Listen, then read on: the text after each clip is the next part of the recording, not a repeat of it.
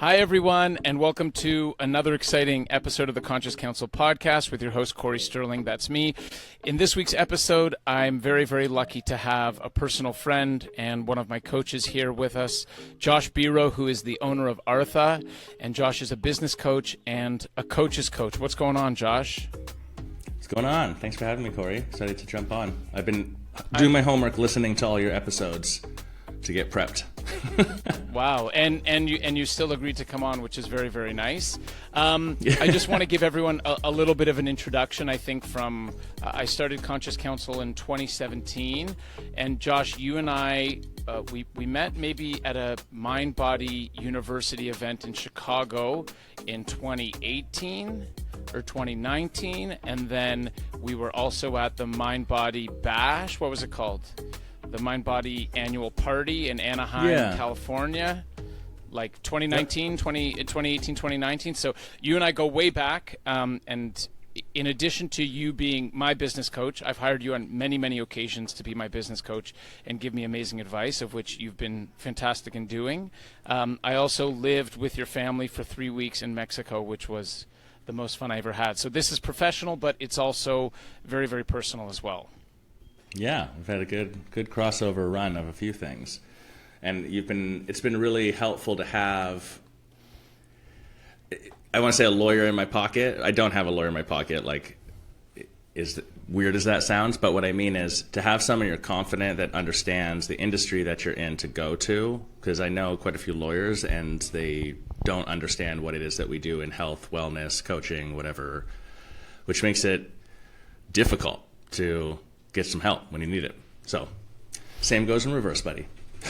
Cool. And most importantly, we're keeping it hot, and we're still connected. I want to have a conversation today about coaching and the coaching industry in 2026. Yeah. I know that it's something that you're super passionate about. I know it's something that you're incredibly talented at. How do you see coaching different in 2026 than it's been in the past? Yeah. Well, the simple statement is the coaching industry has been dead in the water since probably 2019. Like, it's been much longer. But post-COVID, and then now in the world of AI, the idea of information coaching, templatized formulas, etc., is beyond dead. And unfortunately, that doesn't mean that there aren't a lot of players that are still offering that sort of stuff. It's no shade on them or anything.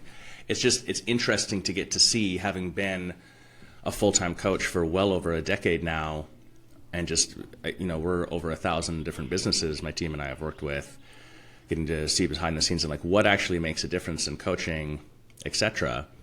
It's an industry that's silently being disrupted right now, and I don't see a lot of pivot going on. So it's been a focus of mine the last little while to train our team up better, but also we had a lot of people coming to us asking about becoming a coach, or how do they improve their own coaching business, or even just clients asking, how do I pick a coach, or what am I even looking for if I'm looking at coaching, etc. So that's been been an ongoing conversation, especially this last year. You use the term silently disrupted. Can you elaborate on what that means for the coaching industry from your perspective? Yeah, I mean, the obvious path here is the internet made it accessible to start to communicate everywhere in the world. And so it's like you saw the death of Encyclopedia Britannica that I had in my house when I was a kid, and the speed of updated information was better. But now what we've done is completely commoditized knowledge access. And so anyone, if they know the right question to ask, can jump into AI and pick which one you even like and get a real response. And what's more is things like the idea of a template that would represent sort of a formula. You can get the formula and your own custom version of that template done, shipped, and in your hand like immediately now. And so if you look at coaching through the lens of, I know something that you don't know, I'm going to educate you, and then I'll give you the formula and you just follow the formula, that's been dead for a long time and has never been our methodology. But right now, it's ridiculous. Like, the fact that someone would take someone's money and then only give that, I find almost offensive, honestly. Okay, how have you and your business pivoted to adapt to the times and understanding that the landscape has changed and accessibility has changed. How has your coaching methodology or approach changed during this period? Honestly, it hasn't. Like, our core methodology hasn't actually changed that much. We were never the one-size-fits-all program, course, templatized situation. We did have to have a pretty stern conversation internally on our coaching team to be like, if you think that this isn't happening, that there isn't this disruption, or that the value that we're offering is some information or something like that, you're crazy. So wake up. But it's just made us sort of lean into the things that actually matter. So I think that right now, and this applies across business beyond coaching too, but coaching is like an amplified case for this. Knowledge is not power. Knowledge plus action is power. Knowledge plus action plus lived experience, which means collected data, optimization, measurement, equals wisdom. And if I own a business, what do I want to be? Like someone who knows a bunch of stuff about business or someone who's wise in business? And so it's obviously the latter because it's a more powerful place, which just means the value of a coach isn't the information that they have. It's not that that has no value. It's just the least valuable piece of the puzzle. The actual value is having someone who has the unique understanding of your business and can help you sort through all of the different things that you have going on and choose which information actually matters. It's like a coach can help you detangle and therefore utilize the information. And then when you add on top of that accountability of implementation, accountability doesn't look like, hey, here's a list of stuff we said we're going to do last week. Did you do it or not? Because you can have a bot that does that. Accountability is actually having the conversation and saying, hey, we said that this was an important thing. Here's a list of stuff we have to do. We're not getting this implemented in the business. What is actually happening here? And how do we solve for that? And so it's a big shift for us has been really focusing on coaching much more towards the actual person, the entrepreneur, than just the business. Sometimes we internally joke, it's like kind of having two clients in coaching. Like you've got the business, but it's also the owner of the business. And we're coaching both of those things. Yeah, I love what you're saying, and I have two sort of responses, and one is a story that I'm going to ask your comment on. But the first is, what's interesting from the legal perspective of what's changed with all of this is, I'd say the first 6 years of Conscious Counsel, the whole idea was we could write agreements that a 7-year-old would understand. That was the whole approach. It's like, law doesn't make sense. You can't understand the contract. We write it so that you can understand it. But now, as ChatGPT and AI have totally changed things, and you could get a robot to write a contract, and you could take an existing contract, put it in, and say, write this as if a 7-year-old, if you're explaining it to a 7-year-old. Mm-hmm. And so, cool, like the whole approach that we had. And so for us at Conscious Counsel, we pivoted to the relationship with our clients and the expertise of having worked in an industry for 10 years. And that's the difference, and that's what enables. That's what I've learned from a marketing perspective. It's like we're doing the same thing, but we just have to tell the story a different way. Now, the other example that I want to give is a friend of mine who is training. He was training to do a DEXA body scan for his body fat percentage. And he was using AI for all of it, using a robot as a coach, right? He gave it a prompt, hey, you're a coach, and you can help me train.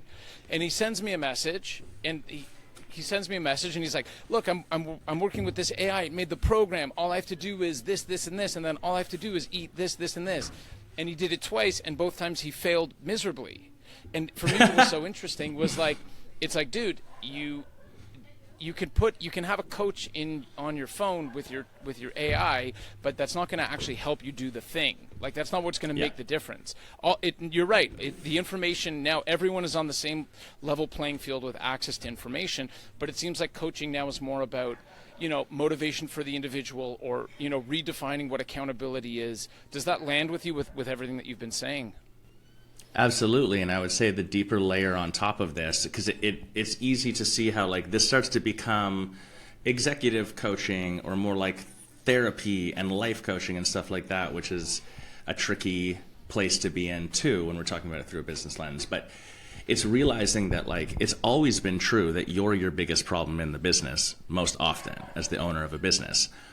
And the way that I would say it is just that, let's say you have a business that's doing $500,000 a year in gross revenue and you want it to be doing $1 million a year in gross revenue.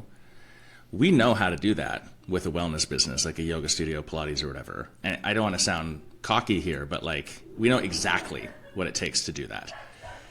I don't know the specifics of what it's going to look like for your business, but I can tell you right now that the biggest friction point comes from asking a simple question, which is, well, why is it that you don't make the $1 million right now? And it's because you, the owner, are the container that the business exists within. You aren't the appropriate container for $1 million business yet. This has always been true. It's just so obvious and amplified now that that's actually where the value is. There's a long-winded way of saying, if you want to go from $500,000 to $1 million, 1 to 2, 2 to 10, you have to become the person who can hold that business. You have to change. And you're going to have to make different decisions. You're not going to get to a place you've never been by continuing to be exactly who and how you are and operate in the same way. And so a lot of the coaching is finding where is that unique combination of specifics that are the limiting factor inside you, inside the business, whatever, and what are the high impact ones that just require some sort of a shift. That's really where the coach piece comes in. Let's open the toolbox. Maybe you can talk about what you see from the clients that you work with. How does someone go through the transformation of becoming a person who runs a business that earns $500,000 to someone who earns a business that earns $1 million? Yeah. Usually the 500 to $1 million situation is just actually taking action. Like I would say 8 out of 10 times someone has got themselves stuck in what we would call either being the paralyzed idealist or being the silent martyr. And in either case, it's like an anti-avatar that we talk about. The paralyzed idealist is, I have a business that functions and I have a lot of freedom, but I don't really put a lot of extra work into it. I don't want to work weekends or evenings or whatever. Like I'm actually don't have a little bit of hustle, but I like to talk about how I'm doing something really good in the world, and that's kind of good enough for me. Or what's more likely often in the fitness wellness business arena especially is the silent martyr, where at 500,000 you can get there and still major components of the business basically fall on your shoulders. And you're the one behind the scenes who's not really getting paid a ton of money at that level, but like you have to make all the major decisions, you have to come up with all of the strategy, you have to be the one that even like does the stuff.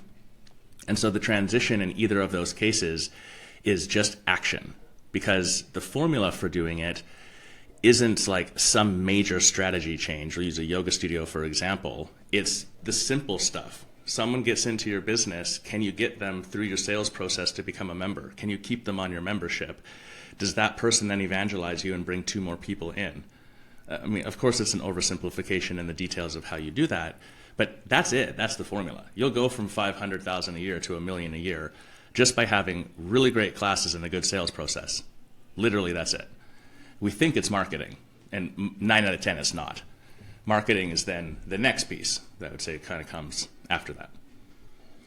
Let's throw away this container of 200,000 to 500,000, 500,000 to $1 million, and $1 million to $3 million. Blah, blah. Let's talk more about like lifestyle and fulfillment. What do you see in terms of clients who come to you who, okay, maybe they're at 500 now, and the issue isn't that they want to get to $1 million or they want to double or they want to grow. They want to be happier. They want to spend more time with their family. They want more time to pursue personal projects. How do you approach that differently? Yeah. Look, I think that that's the truth that everyone wants. Even when someone says, I want to make the $1 million, in my experience, it's very seldom actually the true thing. Why do any of us want anything? And like businesses are a vehicle for you, the owner of the business. But a vehicle to what? The reason that our business name is Artha means wealth accumulation from a spiritual sense. We have a simple statement like wealth accumulation is a spiritual practice. The way we describe wealth internally for us is freedom, including money. If you have good financial security, you're free and have less stress and can do other things. If you have control of your time, then you can utilize that, et cetera, et cetera. So I think that just as a precursor is what everyone's actually wanting and chasing. The irony of it is that most entrepreneurs in the beginning are stuck holding on to something. It's less about doing something sometimes, or I should say it is doing something practically in the business, but on the personal side, they've got to let go of something. And so you've got to trust that someone else can do their job. You have to let someone else make some decisions. You have to decide that, no, I don't have to be in on a Saturday. I can go do whatever I want. Like, the business won't explode or implode overnight, sort of thing. So personally, on an internal level, I think that that's a piece of the puzzle. Perfect. Okay, I'm with you. I'm just thinking because I'm curious what you see. Let's make this specific about health and wellness, and either boutique fitness studio owners or yoga studios or Pilates studios. Is there anything specific that you see with them in a coaching perspective that's unique to them that that maybe wouldn't apply to another industry? Yes, there are narratives, common practices, etc., that in all boutique fitness and wellness, they all have their own little ones, but there's some threads that go across that are really prevalent. And I don't think people even ever objectively look at it and ask, like, where did this come from? I'll give a simple example. If you were on a SaaS product team, it would be internally culturally inappropriate to say, well, I don't think we should sell the SaaS product. Like, I don't believe in sales. But it's an everyday occurrence in a Pilates or yoga studio for a yoga teacher or someone at the front desk to be like, well, I don't believe in sales, which makes no sense and shows a misunderstanding of what sales are supposed to be and a non-training, whatever else. And it's no shade on them, but even at the owner level, that type of narrative, that friction that then comes from that, you could call it like knowing how to do it, but it means, or it highlights often, a prioritization of your own individual personal comfort as opposed to doing the thing that's necessary for the business to grow or for the larger good of the situation. And so a lot of it is reframing some of these beliefs or narratives or friction points. To be very thorough on the point, someone, and I'm sure that anyone listening to this has heard me say this throughout the years because it's just more true now than ever. If someone has the idea, oh, I'm going to do this like hot Pilates HIIT class, and I get my phone out and I find you of all the places I could go to in the city, and I book the class, and then I get my ass off my couch and I get in my car and I drive across town and I find a parking spot and I go up 2 flights of stairs because you're on the 3rd floor, and I make it into the class on time for a class time that you scheduled, not me. That's an insanely large action. No one's just coming in being like, I'll just try it out. Like, I'm looking for something more. Because if I wanted to do some stretching postures or some push-ups, I'd do it in my living room for free. I don't need to come to you. Yeah. So from that thought, if then you're going to be at the front end of house and be like, well, if Cory wanted to buy my intro or wanted to join membership, he would have seen it online and just did it by himself.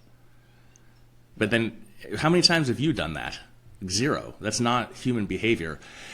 But that becomes the excuse to buffer the comfort piece of sales we're talking about, where it's like, I don't want to say to Cory, hey, I know you came in on a drop-in.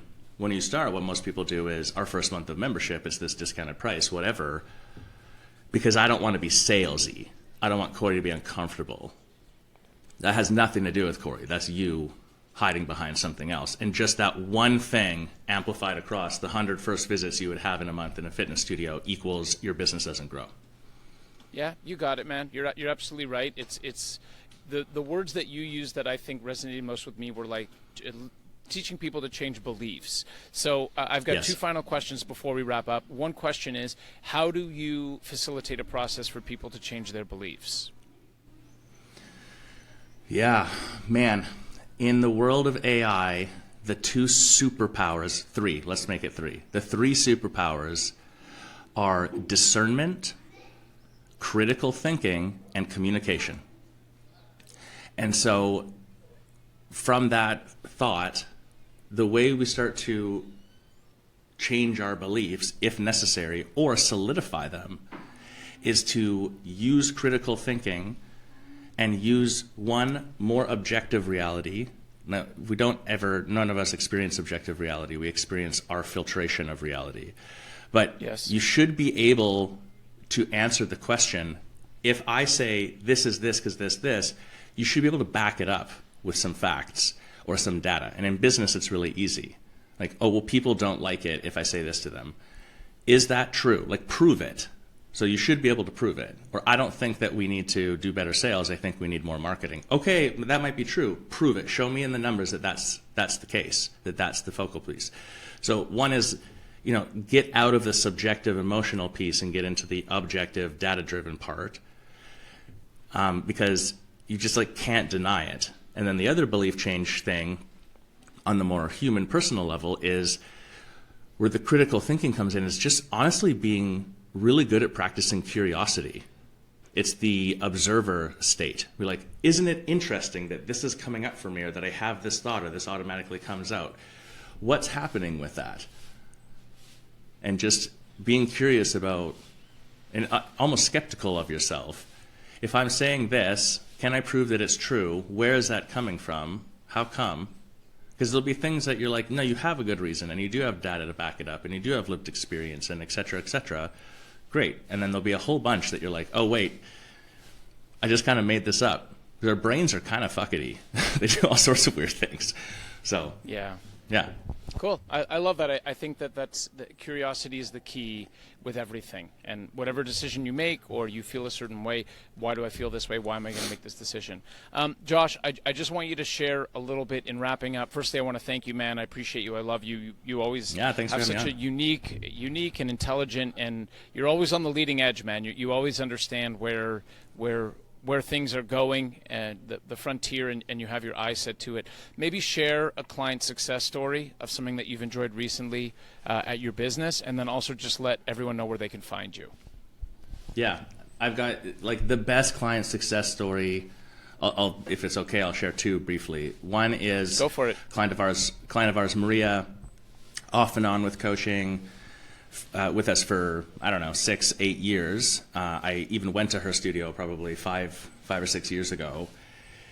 When I went there, she had already been in business for 13 years, and we have the tape of her saying, I just thought this is it.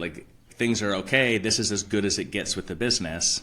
And I don't remember it, but she says, I said to her, no way, you're not even anywhere near it yet.